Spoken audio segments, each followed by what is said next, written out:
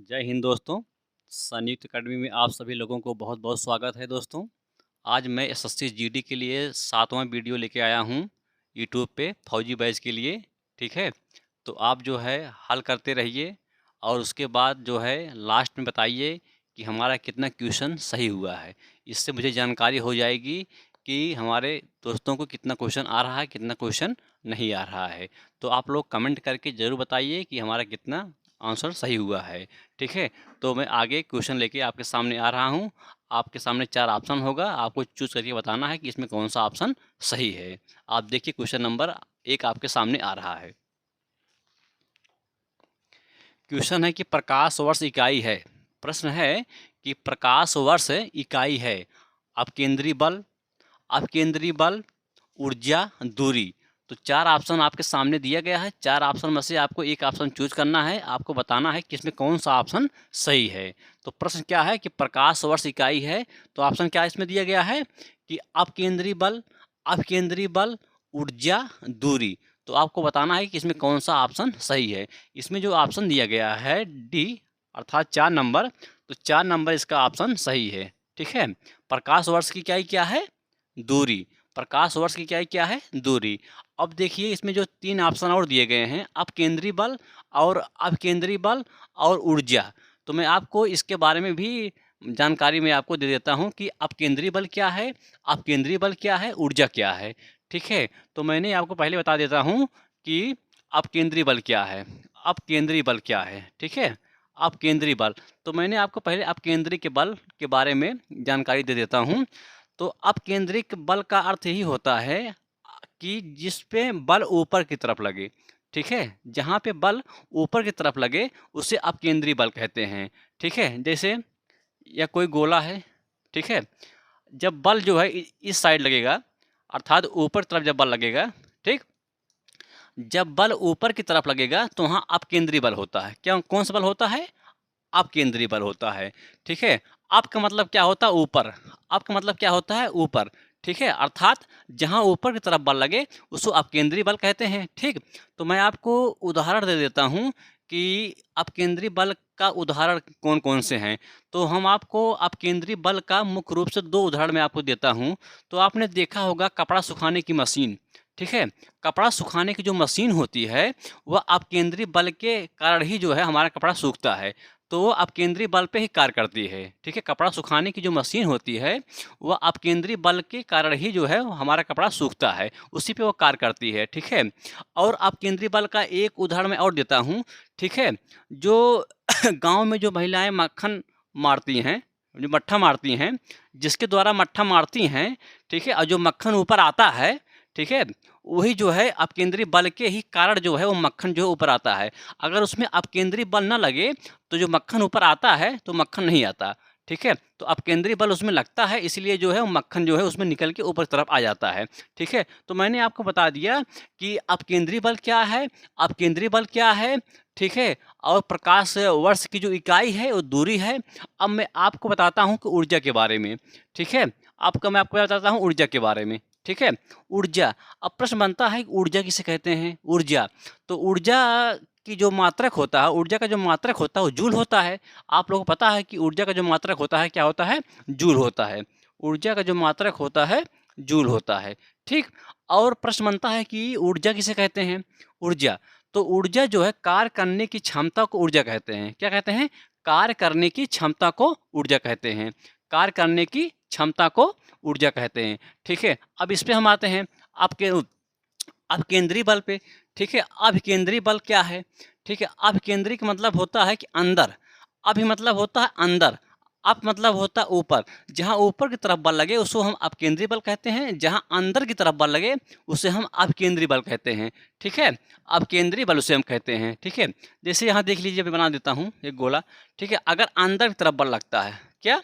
अंदर की तरफ, अगर अंदर की तरफ बल लगता है, अगर अंदर की तरफ बल लगता है तो क्या होता है? अपकेंद्री बल होता है। क्या होता है? अपकेंद्री बल।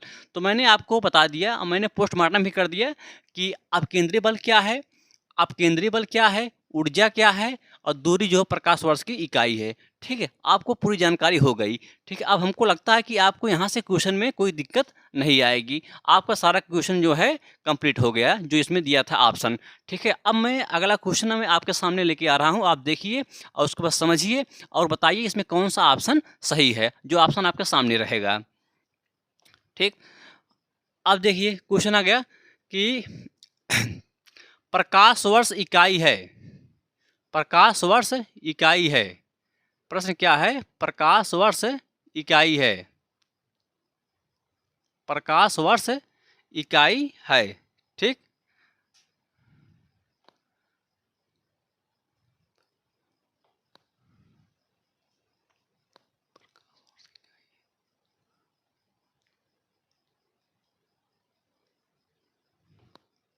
हाँ देखिए, श्वेत कोयला है।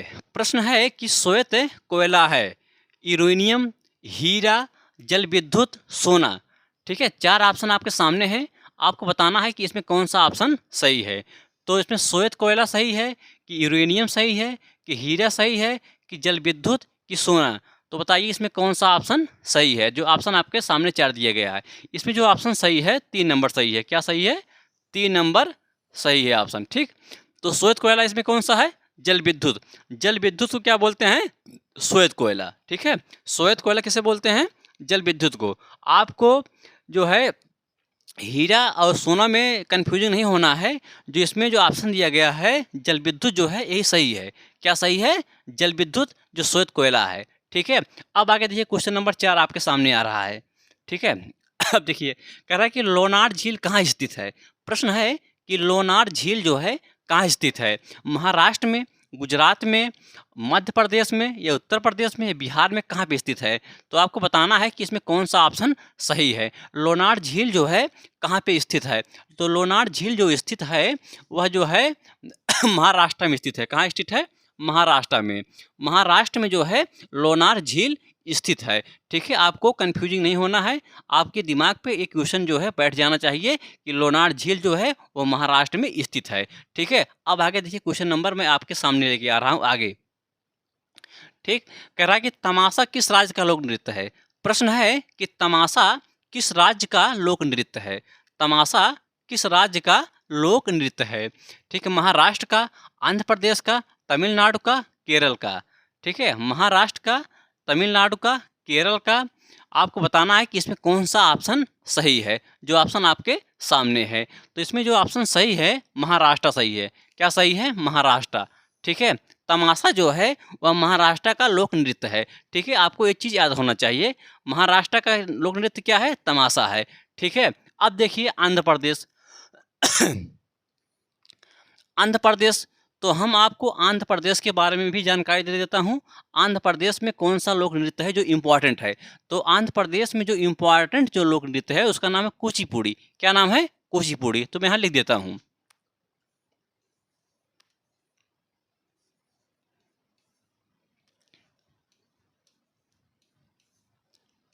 ठीक है, आंध्र प्रदेश का जो लोक नृत्य है वो क्या है? कुचिपुड़ी। ठीक है, अब देखिए तमिलनाडु क्या है? तमिलनाडु क्या है? भरतनाट्यम। क्या है? भरत। ठीक, भरतनाट्यम। तमिलनाडु क्या है? भरतनाट्यम। ठीक है, तमिलनाडु क्या है? भरतनाट्यम। और आंध्र प्रदेश से क्या है? कुचिपुड़ी। ठीक है, अब देखिए केरल का क्या है? केरल है कथकली।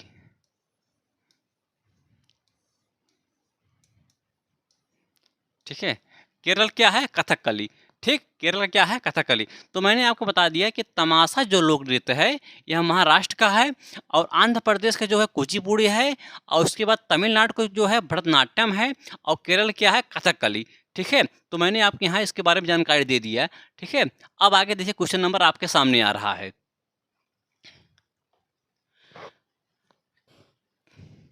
कह रहा है कि झारखंड के मुख्यमंत्री कौन है? झारखंड के मुख्यमंत्री कौन है? जो ऑप्शन आपके सामने दिया गया है कि झारखंड के मुख्यमंत्री कौन है? हेमंत सोरेन, नीतीश कुमार, शीला दीक्षित, इनमें से कोई नहीं। तो आपको बताना है कि इसमें कौन सा ऑप्शन सही है। तो झारखंड के मुख्यमंत्री कौन है? हेमंत सोरेन है।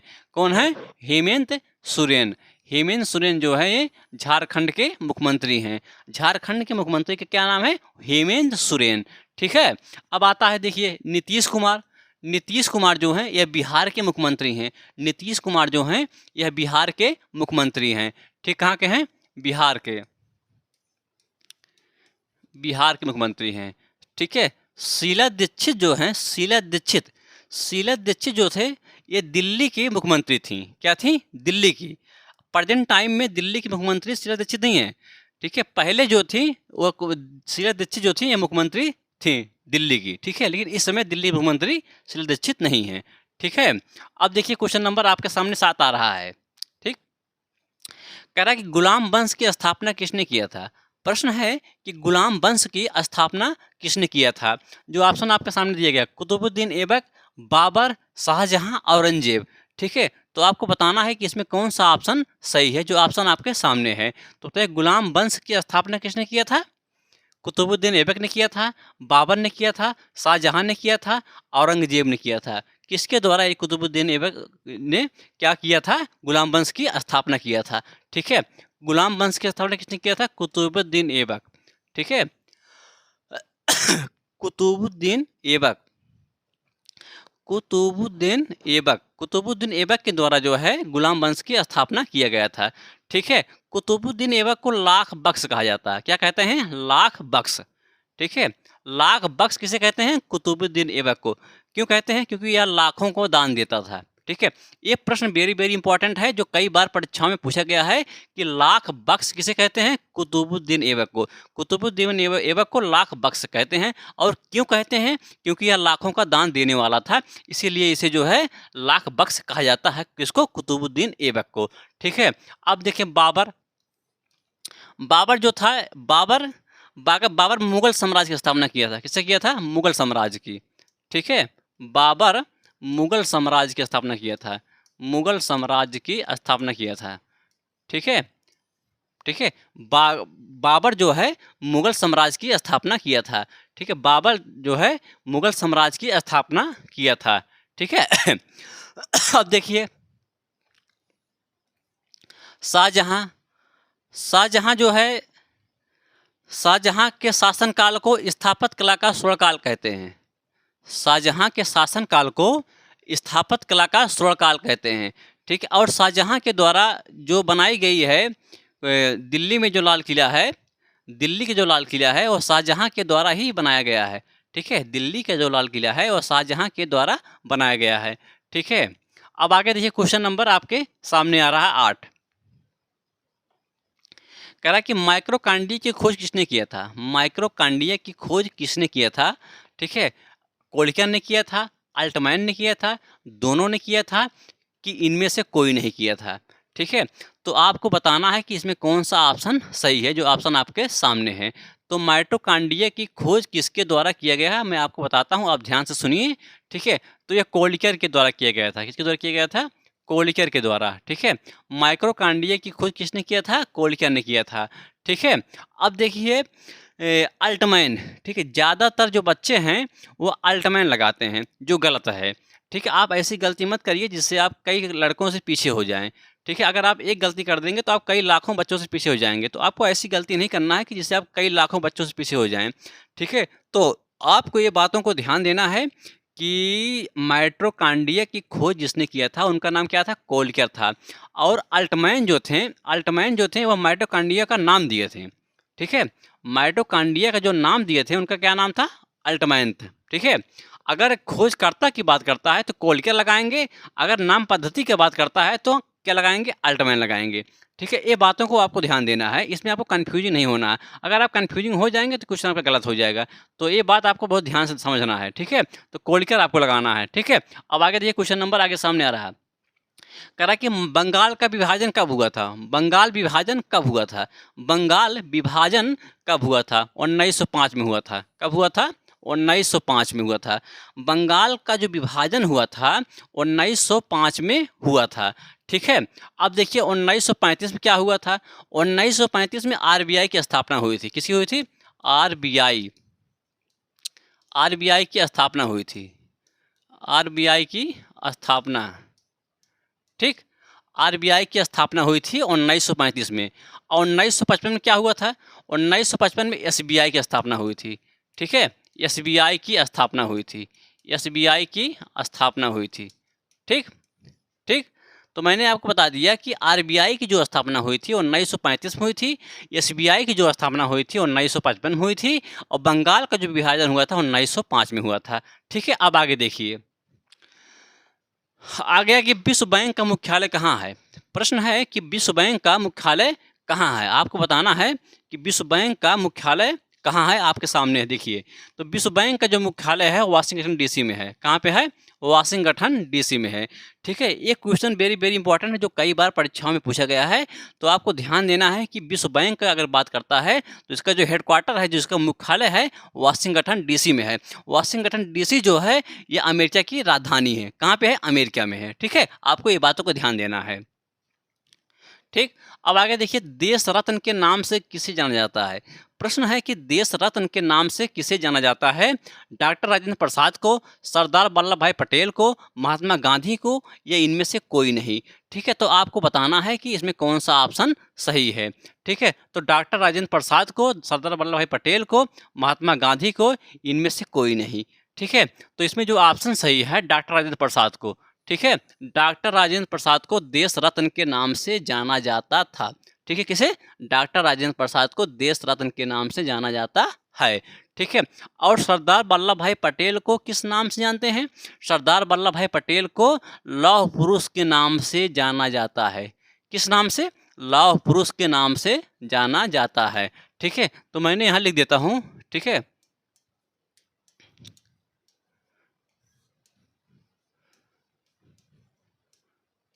लौह पुरुष। ठीक है, ये आपको याद रखना है।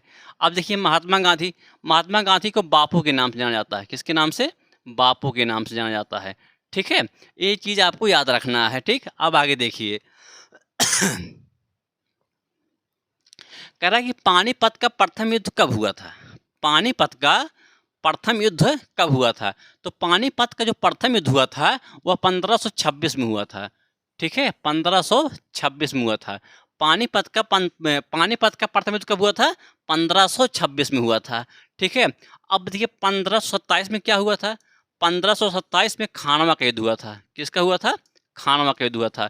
1528 में क्या हुआ था? चंदेरी का युद्ध हुआ था। किसका हुआ था? चंदेरी का। ठीक है, चंदेरी का। ठीक है, 1527 में खानवा का युद्ध हुआ था। 1528 में चंदेरी का युद्ध हुआ था। 1529 में क्या हुआ था? 1529 में अफगानों से युद्ध हुआ था। ठीक है, अब आगे देखिए, क्वेश्चन नंबर आगे आपके सामने आ रहा है। ठीक है, कह रहा है कि खानवा का युद्ध किसके किसके बीच हुआ था। खानवा का युद्ध किसके किसके बीच हुआ था? तो आपको बताना है कि खानवा का जो युद्ध हुआ था वह किसके किसके बीच हुआ था। तो खानवा का जो युद्ध हुआ था वह राणा सांगा इब्राहिम लोदी के बीच हुआ था, बाबर एवं इब्राहिम लोदी के बीच हुआ था, बाबर एवं मेदिनी राय के बीच हुआ था, कि इनमें से कोई नहीं। तो आपको बताना है कि इसमें कौन सा ऑप्शन सही है, जो ऑप्शन आपके सामने है। तो खानवा का जो युद्ध हुआ था वह बाबर एवं इब्राहिम लोदी के बीच हुआ था। किसकी हुआ था? बाबर एवं इब्राहिम लोदी के बीच में हुआ था। ठीक है, इब्राहिम लोदी के बीच में हुआ था। बाबर एवं इब्राहिम लोदी के बीच में यह खानवा का युद्ध हुआ था। ठीक है, अब आगे देखिए, क्वेश्चन नंबर 14 आपके सामने आ रहा है। ठीक, कह रहा है गन्ना उत्पादन में सर्वाधिक मात्रा में किस राज्य में स्थित है। अर्थात कहने का तात्पर्य है कि गन्ना का जो उत्पादन होता है भारत के किस राज्य में सर्वाधिक मात्रा में होता है। ठीक है, तो आपको ये बताना है। तो गन्ना का जो उत्पादन होता है सर्वाधिक मात्रा में कहाँ होता है? उत्तर प्रदेश में। ठीक है, उत्तर प्रदेश में गन्ना का उत्पादन सर्वाधिक मात्रा में होता है। ठीक है, और चावल का अगर उत्पादन की बात किया जाए तो चावल का उत्पादन सर्वाधिक मात्रा में कहाँ होता है? वेस्ट बंगाल में, अर्थात पश्चिम बंगाल में। ठीक है, पश्चिम बंगाल में चावल का उत्पादन सर्वाधिक होता है, और गन्ना का उत्पादन सबसे ज़्यादा कहाँ पे होता है? उत्तर प्रदेश में। और गेहूं का भी उत्पादन सर्वाधिक मात्रा में कहाँ होता है? उत्तर प्रदेश में। ठीक है, अगर भंडार के रूप में अगर बात किया जाए गेहूँ का उत्पादन का, तो कहाँ पर सबसे ज़्यादा है? पंजाब में है। ठीक है, तो ये मैंने यहाँ बता दिया कि गन्ना का जो उत्पादन है उत्तर प्रदेश है, चावल चावल के उत्पादन में वेस्ट बंगाल है, और उसके बाद जो है गेहूं के उत्पादन में भी उत्तर प्रदेश है। अगर भंडार के रूप में अगर बात की जाए तो पंजाब हमारा है। ठीक है, तो ये हो गया ना। और बिहार, मध्य प्रदेश, झारखंड। ठीक है, बिहार जो है, बिहार की जो साक्षरता दर है वो सबसे कम है। ठीक है। और केरल की जो साक्षरता दर है सबसे अधिक है। और झारखंड के बारे में मैंने बताया कि झारखंड के मुख्यमंत्री कौन है, हेमंत सोरेन हैं। अब आगे देखिए, ठीक। अब कह रहा है ये जो तीन लिखा गया, तीन, ये तीन नहीं, ये टीन है। क्या है, टीन। यहाँ मैं बना देता हूँ, टीन है। क्या है, टीन। ठीक। कह रहा है कि टीन का उत्पादन करने वाला भारत का कौन सा राज्य है। ठीक है, टीन का उत्पादन करने वाला भारत का कौन सा राज्य है। तो टीन का उत्पादन करने वाला भारत का एक ही राज्य है जो सबसे इम्पोर्टेंट राज्य है, वो कौन सा है, छत्तीसगढ़। ठीक है, छत्तीसगढ़। छत्तीसगढ़ में जो है टीन का उत्पादन सर्वाधिक मात्रा में पाया जाता है। ठीक है, कौन सा है, छत्तीसगढ़। ठीक है। और झारखंड झारखंड जो है, झारखंड में जो है कोयला का उत्पादन होता है। झारखंड में क्या होता है, कोयला का उत्पादन होता है। और उत्पादन की बात की जाए तो सर्वाधिक जो है तो छत्तीसगढ़ है। छत्तीसगढ़ में जो है कोयला का उत्पादन सर्वाधिक मात्रा में होता है। लेकिन अगर भंडार के रूप में अगर अब बात की जाए तो हमारा झारखंड है। ठीक है, क्या है, झारखंड है। अगर उत्पादन की बात की जाए, अगर अधिक उत्पादन की बात की जाए तो छत्तीसगढ़ है। अगर भंडार के रूप में अगर बात की जाए तो कौन सा है, झारखंड है। ठीक है। और बिहार ठीक। कह रहा है कि विश्व पर्यावरण दिवस कब मनाया जाता है। प्रश्न है कि विश्व पर्यावरण दिवस कब मनाया जाता है। तो आपको बताना है कि विश्व पर्यावरण दिवस कब मनाया जाता है।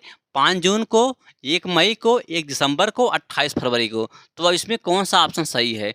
ठीक है, ऑप्शन इसमें जो सही है ये सही है। क्या सही है, ये सही है।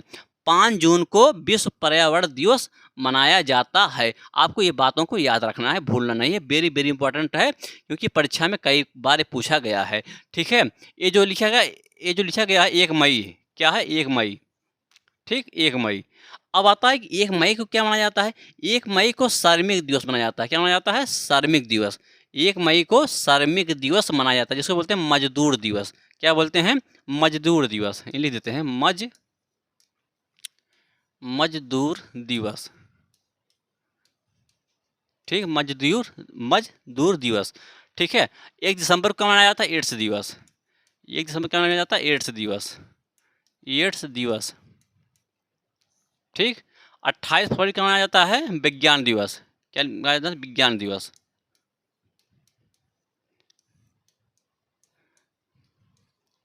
ठीक। तो मैंने आपको बता दिया कि 1 मई को मजदूर दिवस, 1 दिसंबर को एड्स दिवस, 28 फरवरी को विज्ञान दिवस, 5 जून को पर्यावरण दिवस। ठीक है, ये क्वेश्चन आपको याद रखना चाहिए। ठीक है, आपको भूलना नहीं है। अब आगे देखिए, कह रहा है कि सबसे कम साक्षरता दर किस राज्य का है। सबसे कम साक्षरता दर किस राज्य का है। तो इसमें जो ऑप्शन सही है, बिहार। ठीक है, बिहार की जो साक्षरता दर जो है 2011 की जनगणना के अनुसार जो है, अगर हम देखें तो सबसे कम साक्षरता दर अर्थात सबसे कम पढ़े लिखे लोग कहाँ के रहने वाले हैं, बिहार के रहने वाले हैं। अगर अगर हम ज़्यादा की बात करें, अर्थात अगर हम अधिक की बात करते हैं, सबसे अधिक जो साक्षरता दर है अर्थात सबसे ज़्यादा पढ़े लिखे लोग कहाँ पे हैं, केरल में हैं। कहाँ पे हैं, केरल में हैं। ठीक है, अधिक की बात करें तो हम यहाँ अधिक की बात करें। ठीक है, अब कम की बात जो है ये है। ठीक। अब देखिए, उत्तर प्रदेश, झारखंड, और उत्तर प्रदेश और झारखंड की जो साक्षरता दर है वो लगभग समान है। उत्तर प्रदेश और झारखंड की जो साक्षरता दर है लगभग समान है। तो कितना है, 67%। कितना है, 67%। ठीक है। ठीक, दोनों का जो है कितना है, 67%। ठीक है, 67% जो उत्तर प्रदेश की भी साक्षरता दर है और 67% जो है झारखंड की भी साक्षरता दर है। ठीक है, तो लगभग दोनों मैचिंग करता है। ठीक है। अब आगे देखिए, क्वेश्चन नंबर 19 आपके सामने आ रहा है। कह रहा है कि आगरा शहर किस नदी के किनारे स्थित है। आगरा शहर जो है वह किस नदी के किनारे स्थित है। आपको बताना है कि आगरा शहर जो है वह किस नदी के किनारे स्थित है। तो आगरा शहर जो है वह यमुना नदी के किनारे स्थित है। किसके, यमुना नदी के किनारे कौन सा शहर स्थित है, आगरा शहर स्थित है। ठीक है। अब देखिए, गंगा नदी के किनारे जो है कानपुर स्थित है। क्या स्थित है, कानपुर स्थित है। और उसके बाद इलाहाबाद स्थित है। ठीक है, इलाहाबाद। ठीक, इलाहाबाद स्थित है। गोमती किनारे कौन सा स्थित है, गोमती किनारे लखनऊ स्थित है। ठीक, लखनऊ स्थित है। सुल्तानपुर स्थित है, सुल्तानपुर। ठीक है। और उसके बाद जौनपुर। ठीक, जौनपुर। ऐसे कई ज़िले जो हैं स्थित हैं। तो मैंने जो मुख्य रूप से था मैंने बता दिया कि यमुना के किनारे क्या स्थित है, आगरा। आगरा जो है यमुना के किनारे स्थित है। गंगा के किनारे कानपुर, इलाहाबाद, गोमती के किनारे लखनऊ, सुल्तानपुर, जौनपुर। ठीक है, ये हो गया ना। अब आगे देखिए क्वेश्चन नंबर आपके सामने आ रहा, लास्ट क्वेश्चन। ठीक, कह रहा है कि अंडमान निकोबार की राजधानी क्या है। अंडमान निकोबार की राजधानी क्या है, आपको बताना है कि अंडमान निकोबार की राजधानी क्या है। ठीक है, आपको यही बताना है। ये जो है क्वेश्चन, ये 2015 SSC 10+2, ठीक है, SSC 10+2 जो है सेकंड शिफ्ट में आया था। ठीक है, सेकंड शिफ्ट में आया था ये। ठीक है, SSC जो है 10+2 में सेकंड शिफ्ट में 2015 में जब वैकेंसी आई थी तो उसमें पूछा गया था कि अंडमान निकोबार की राजधानी क्या है। तो अंडमान निकोबार की जो राजधानी है पोर्ट ब्लेयर है। क्या है? Port Blair. पोर्ट ब्लेयर जो है ये अंडमान निकोबार की राजधानी है। ठीक है, इम्फाल किसकी राजधानी? मणिपुर की। किसकी है? मणिपुर। मणिपुर की राजधानी क्या है? इम्फाल। ठीक, गांधीनगर किसकी राजधानी है? गुजरात की। ठीक, किसकी है? गुजरात की। ठीक है, आइजोल किसकी राजधानी है? आइजोल मिजोरम की। किसकी है? मिजोरम। ठीक है, मिजोरम।